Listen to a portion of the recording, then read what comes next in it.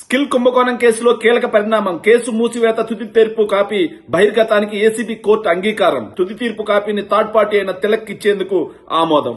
2014 నుంచి 19 మధ్య చంద్రబాబు నాయుడు గారు అధికారాన్ని ఉపయోగించుకొని ఎన్ని కుంభకోణాలకు పాల్పడ్డాడు అన్న ప్రతి అంశాన్ని మీద కూడా కేసులు ఉన్నటువంటి విషయం మనందరికీ తెలిసిన విషయమే.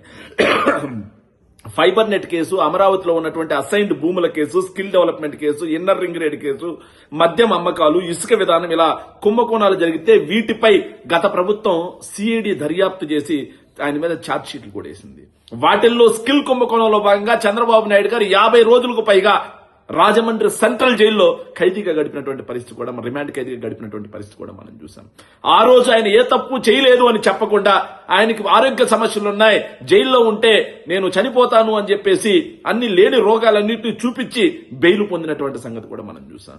అధికారంలోకి వచ్చిన తర్వాత ఎవరైనా ఓత్ తీసుకుంటారు, అధికారాన్ని నా వ్యక్తిగతం కోసం వాడుకోను అని చెప్పి ప్రమాణం చేస్తారు. కానీ ఆ ప్రమాణాన్ని తుంగలో దొక్కి అధికారాన్ని అడ్డు పెట్టుకుని ఆయన చేసినటువంటి తప్పులేంటో తెలుసా? ఎంత దుర్మార్గమైనటువంటి పరిస్థితి. సిఐడిలో తనకు అనుకూలంగా ఉన్నటువంటి వ్యక్తుల్ని ఇంజెక్ట్ చేసుకుని వాళ్ళకి చెప్పిందే వేదం అన్నట్టుగా వాళ్ళ చేత స్కిల్ డెవలప్మెంట్ కేసులో అన్ని ఆధారాలు ఉంటే ఆయన జైలుకి వెళ్ళి వచ్చినా సరే ఆ కేసును మిస్టేక్ ఆఫ్ ఫ్యాక్ట్ గా పెట్టి ఆయన ఆ కేసును కొట్టేయించుకున్నటువంటి దుర్మార్గమైనటువంటి పరిస్థితి కూడా మనం చూస్తాం.